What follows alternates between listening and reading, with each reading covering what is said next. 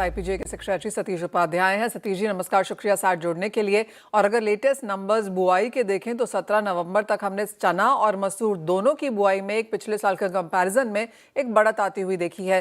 First of all तो आप इन numbers को कैसे रीड करते हैं, कहां पर बढ़त है, और इवन एज प्राइसेस में जो था उसके बावजूद भी आपको लगता है, और किस तरह के बुआई के नंबर्स इस बार देखने को मिल पाएंगे?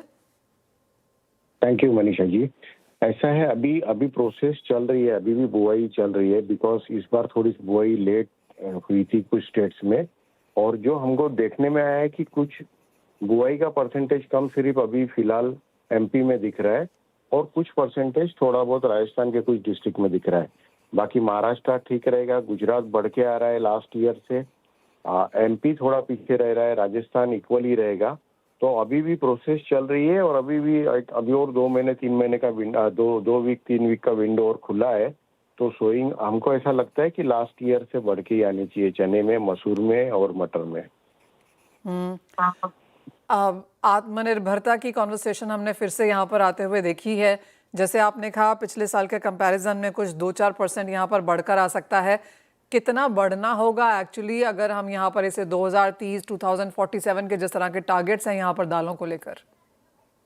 देखिए, अभी का अपना प्रेजेंटली जो प्रोडक्शन है ना, इससे ऑलमोस्ट 40% का टारगेट ज्यादा है। तो इसके लिए एक सिंपल फॉर्मूला ये हो सकता है कि 10% एकरेज बढ़े और 10% यील्ड बढ़े। तो आने वाले 5 साल का, ये 5 साल आगे का टारगेट है। और ऐसा नहीं कि अचीव नहीं हो सकता। अपना पहले 15-16 मिलियन टन का क्रॉप होता था, वो अपन ने 27 मिलियन तक पहुंचाया था। ठीक है, 1-2 मिलियन आगे पीछे चल रहा है, तो ये पॉसिबल है। और पल्सेस का एकरेज कोई बहुत बड़ा नहीं है। अगर आप टोटल एग्रीकल्चर बास्केट में देखोगे तो बड़ा छोटा एरिया होता है पल्सेस का। सिर्फ किसान इसलिए इसको एनकरेज नहीं होता है कि एक तो सेंसिटिव क्रॉप होती है पल्सेस की, दूसरा इसका पल्सेस का यील्ड वाला जो कंपैरिजन है वो मेज के साथ या वीट के साथ, उसके साथ थोड़ा सा प्रॉब्लम आता है। और सबसे बेसिक और सबसे इम्पोर्टेंट प्रॉब्लम है वो है कि प्रोक्यूरमेंट की गवर्नमेंट हम ही देती है, लेकिन ऑन ग्राउंड रियलिटी पे एमएसपी पे प्रोक्यूरमेंट नहीं हो पाता है। इसलिए किसान उतना इनकरेज नहीं हो रहा है। बट कि आप देखोगे कि खरीफ की जगह भी रबी में पल्सेस का प्रोडक्शन बढ़ते जा रहा है, और खरीफ के सामने रबी का प्रोडक्शन ज्यादा रहता है, 20-30% ज्यादा रहता है। तो वो सेंसिटिविटी जो थी, जो उड़द और मूंग में हमेशा तकलीफ होती थी कि आप सोइंग गवर्नमेंट पूरा करती थी, फार्मर पूरा करता था, एकरेज नहीं मिलता था, क्रॉप डैमेज होती थी, वो थोड़ा सा शिफ्ट हो रहा है पैटर्न। जहाँ पे नॉन फीड इकोनॉमी, जहाँ पे इरिगेशन का फैसिलिटी है, वहाँ थोड़ा थोड़ा पल्सेस का प्रोडक्शन बढ़ भी रहा है, अपन देख रहे हैं।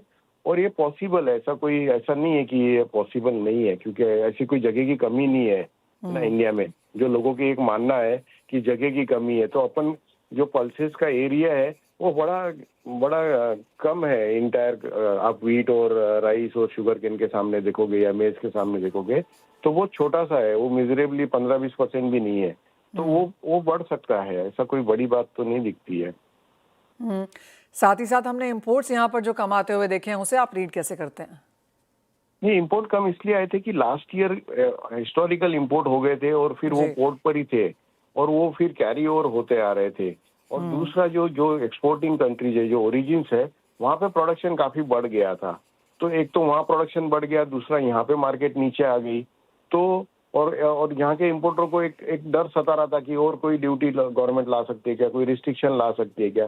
इसलिए इम्पोर्टर ने जो मार खाई है लास्ट ईयर में, वो जो हिस्टोरिकल इंपोर्ट हुआ है वो कोई लुक्रेटिवनेस से नहीं हुआ है, वो अपने आप को सेव करने को, एवरेज आउट करने के लिए कुछ लोगों ने इंपोर्ट किया और लास्ट में वो मरे। और यही पोजीशन है कि अभी हर ओरिजिन पे माल काफी है, जितनी अपनी डिमांड है उससे 2 गुना माल है। और अब वो कौन इंटरेस्ट लेता है, जब क्या मार्केट यहाँ सपोर्ट करता है, क्या क्या इंपोर्ट की पैरिटी आती है क्या, ये सब चीजें देखने जैसी है। एक फाइनल सवाल सतीश जी, अब यहाँ से प्राइसेस कैसे लगते हैं? जैसे आपने बोला इंपोर्ट ठीक ठाक है, बुआई के नंबर्स यहाँ पर अच्छे हैं, ओरिजिन कंट्रीज में अच्छी खासी यहाँ पर सप्लाईज हैं, प्राइस में क्या इसका इम्पैक्ट होगा? कोई बड़ा प्राइस में इम्पैक्ट अभी फिलहाल दिखता नहीं है। और दूसरी एक कंसर्न बात यह है कि इस बार अब पोर्ट पर माल काफी कम हो गया, इंपोर्ट कम आने की वजह से अब कैरी ओवर नहीं है, गवर्नमेंट के पास बफर स्टॉक नहीं है, इंपोर्टर के पास, ट्रेडर के पास, मिलर के पास कैरी ओवर नहीं है, बिकॉज उन्होंने लास्ट ईयर बहुत मार खाई। तो एक सिर्फ कंसर्न है कि कैरी ओवर वेटेड एवरेज पर माल नहीं है, बट ओरिजिन्स पे माल है। इंडिया की क्रॉप ठीक ठाक है, तो ये मिक्स रिएक्शन देखते हैं तो एवरेज आउट हो जाएगा, कोई बहुत बड़ी तेजी आने जैसा नहीं और बहुत यहाँ से मंदे होने जैसा नहीं दिखता है। Point taken. Satish ji as always बहुत शुक्रिया साथ जुड़ने के लिए और वो पूरा का पूरा दालों का जो माफ कीजिए सेगमेंट है वो हमें समझाने के लिए।